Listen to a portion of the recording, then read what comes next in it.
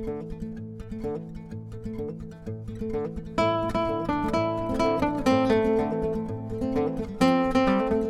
right, everyone, get ready for a deep dive today into the world of Loki.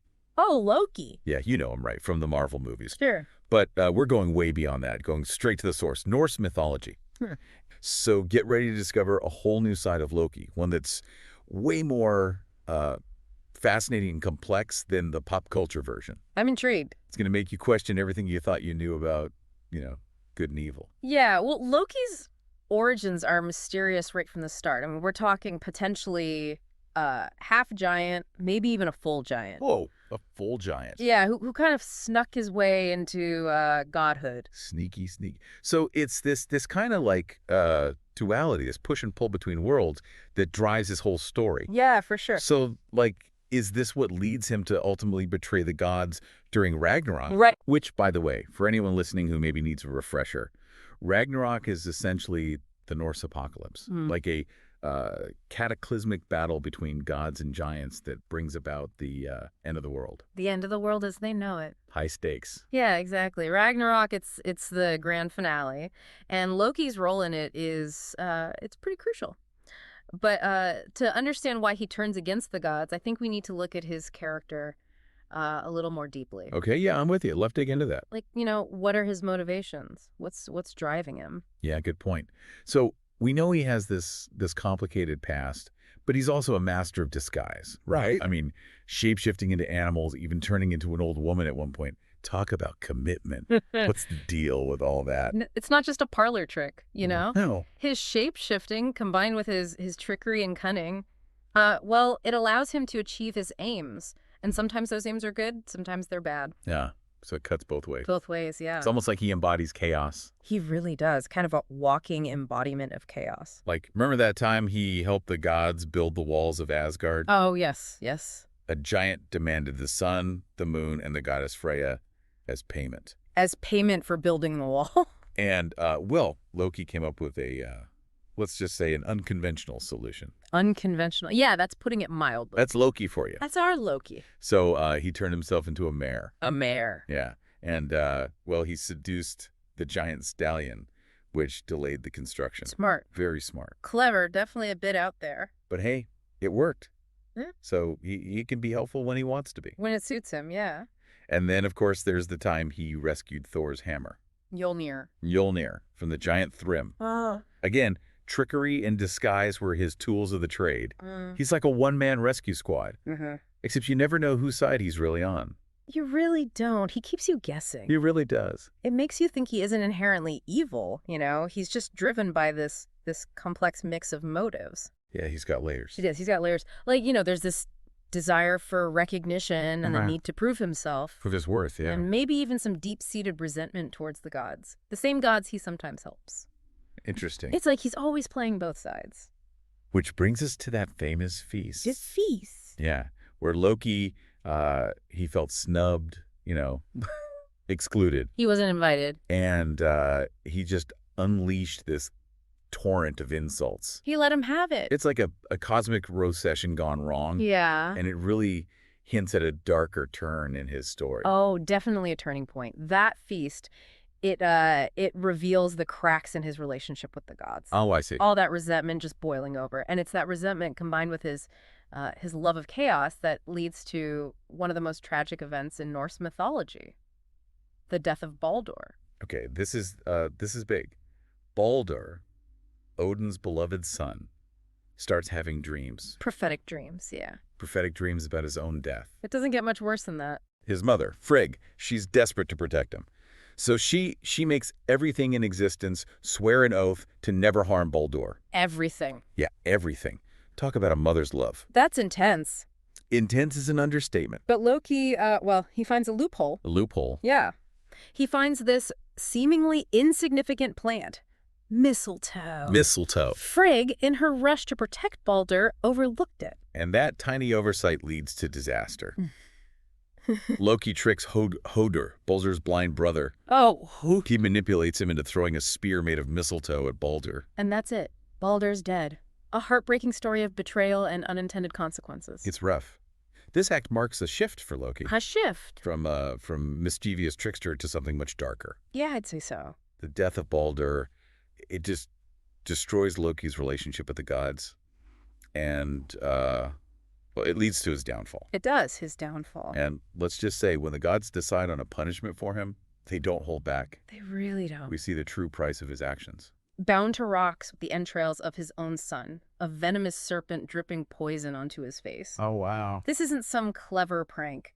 This is agony. Eternal torment. It's hard to reconcile this image with, the Loki we saw earlier, the quick-witted trickster, the occasional hero. It makes you wonder, was this drastic shift in him inevitable? Yeah, I was just thinking that. Or was it just circumstances pushing him down a darker path? It's a question that's fascinated people for centuries. I bet. Is he inherently evil, or is he a product of his environment, his resentment? His chaotic nature. It's like watching a train wreck in slow motion. Yeah. You see the warning signs, but you can't help but wonder if things could have been different. Yeah, I feel that. And that's what makes Loki so compelling. Oh, for sure. He's so complex, capable of great acts of cunning, but also terrible deeds of destruction. And this complexity, it's not just in his actions, it's in his family, too. Right, because we can't forget about his complicated family life. His wife, Sigyn. She, despite everything, stays loyal. Amazing. Tries to ease his suffering during his punishment. Well, yeah. Then there's his mistress, Angrboda, and their kids, who are a, let's say, unique bunch. There's something else, all right. Something else, indeed. You've got Hel, ruler of the underworld. Right. Jormungandr, the Midgard serpent, destined to battle Thor. And then there's Fenrir, the monstrous wolf who's fated to kill Odin. Talk about a family reunion you don't want to attend. Absolutely not. Oh, and we can't forget Sleipnir. The eight-legged horse. Yeah. 8 legs. Born after Loki transformed into a mare and, well, had a romantic encounter with a giant stallion. Classic Loki. Always up to something. Always. So, his family really is a reflection of his chaotic nature. They really are. His children, in a way, embody the forces of destruction that he unleashes on the world. So, is Loki just a father to these monstrous beings? Or is there a deeper connection? That's a great question. It really makes you think. Is he somehow responsible for the chaos they represent? Yeah, that's what I'm wondering. That's a question we should explore further as we delve deeper into the impact of Loki's actions and all the relationships that define his place in the Norse cosmos. Okay, let's do that. Let's get into it. They really do. It's almost like his children are living embodiments of the consequences of his actions. Yeah. Yeah, that's a really interesting way to put it. We often think about consequences in terms of immediate punishment. Right.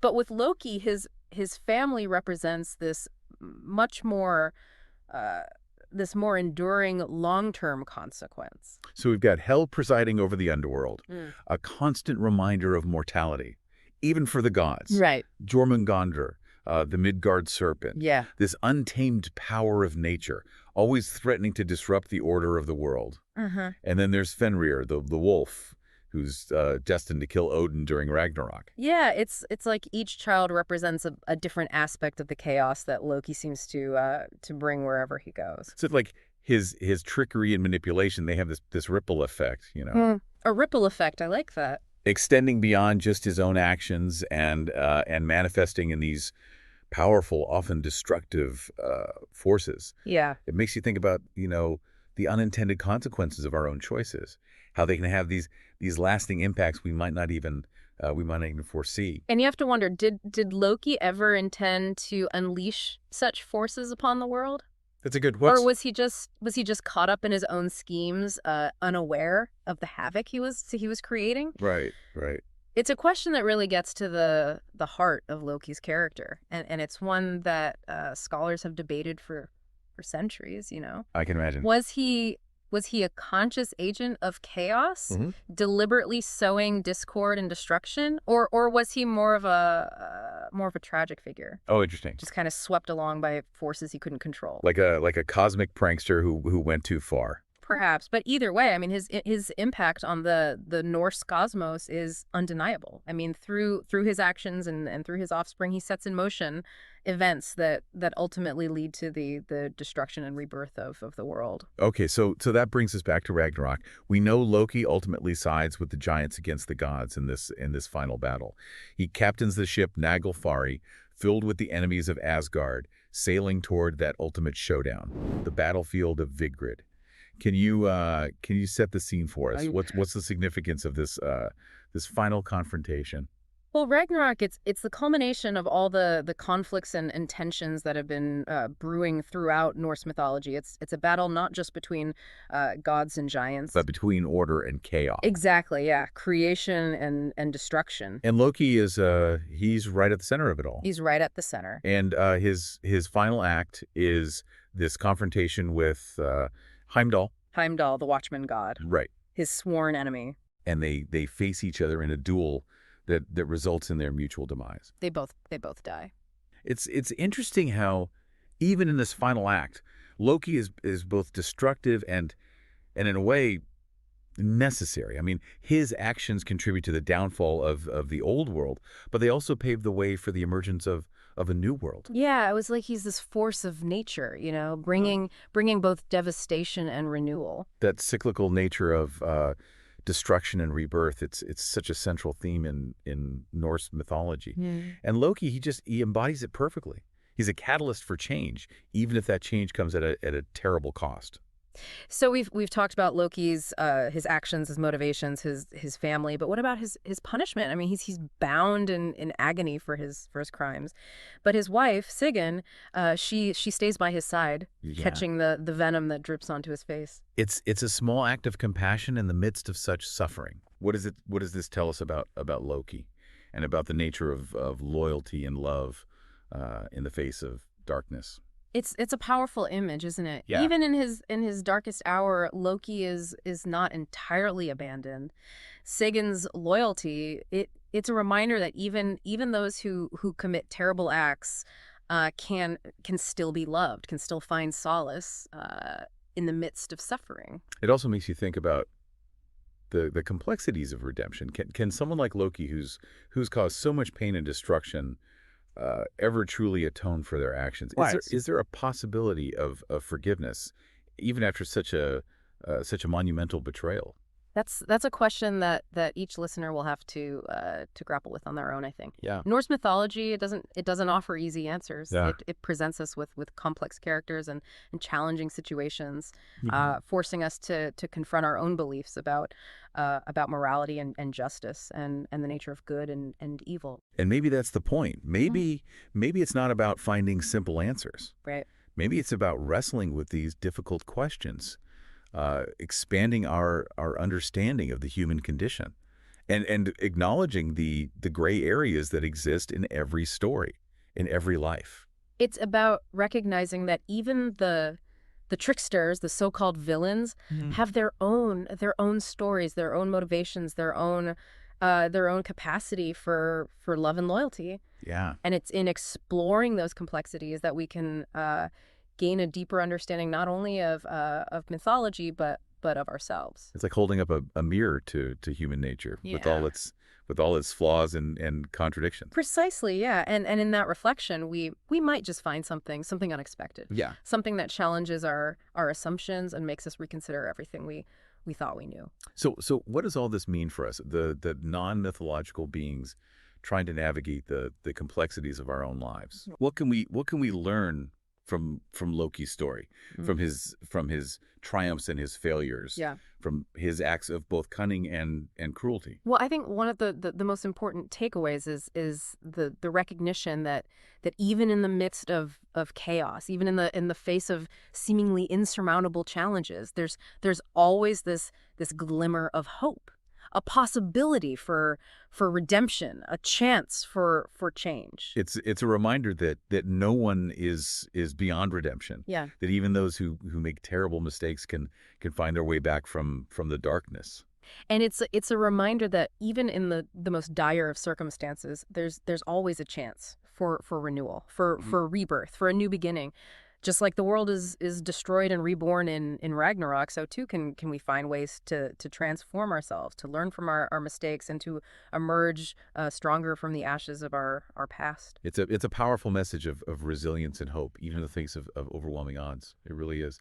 As we're wrapping up this deep dive into Loki, I keep coming back to this idea of him as like a necessary force of chaos. Oh, interesting. It's almost as if the Norse cosmos needs that element of disruption, of unpredictability, to keep things in balance. That's a fascinating perspective. It challenges us to think beyond just good and evil. Like what if chaos in the right doses is actually essential for growth and change? It's like a wildfire that clears out the deadwood. Oh yeah, allowing new life to flourish. I like that. Or even like a good shakeup in the stagnant system, forcing it to adapt and evolve. Exactly. Loki with all his trickery and mischief might just be the catalyst that prevents the Norse world from becoming too rigid, too set in its ways. He shakes things up. Forces the gods to confront their weaknesses, and ultimately sets the stage for a new cycle of creation. So instead of judging him solely on his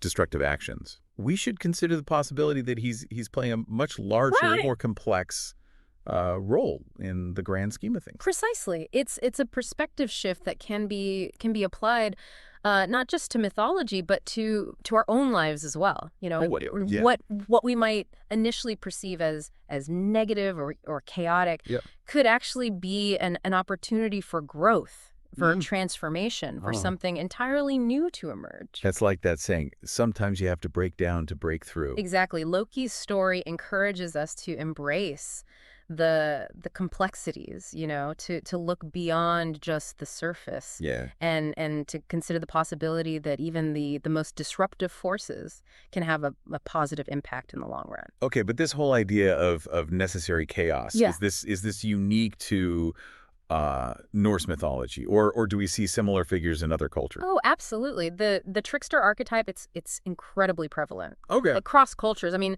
think about figures like Coyote in Native American mythology, or Hermes in Greek mythology. They often cause trouble, disrupt the status quo, but they also play a vital role in maintaining balance and driving change. So it's like there's this universal recognition that a little bit of chaos, a dash of unpredictability is actually essential for a healthy, dynamic system. It's a reminder that life isn't meant to be static, that growth often comes from challenges, and that sometimes a little bit of mischief. A little mischief is what we need to shake things up and create something new.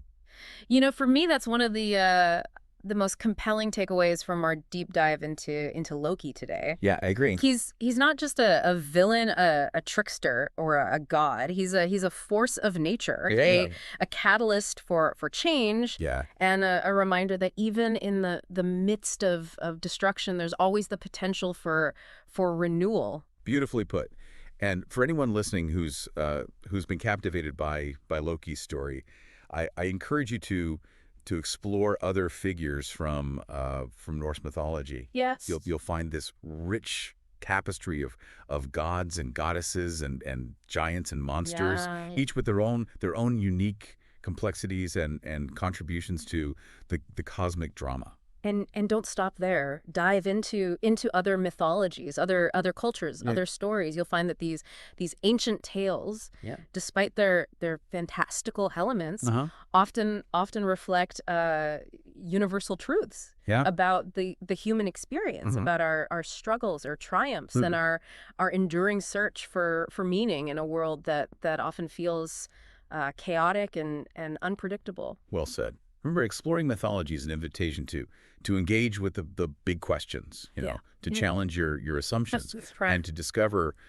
new perspectives that can enrich your understanding of yourself and the world around you. Couldn't have said it better myself. So as we leave the realm of Norse mythology, for now, we invite you to keep exploring. Keep exploring. Keep questioning. Keep questioning. And keep diving deep. Until next time.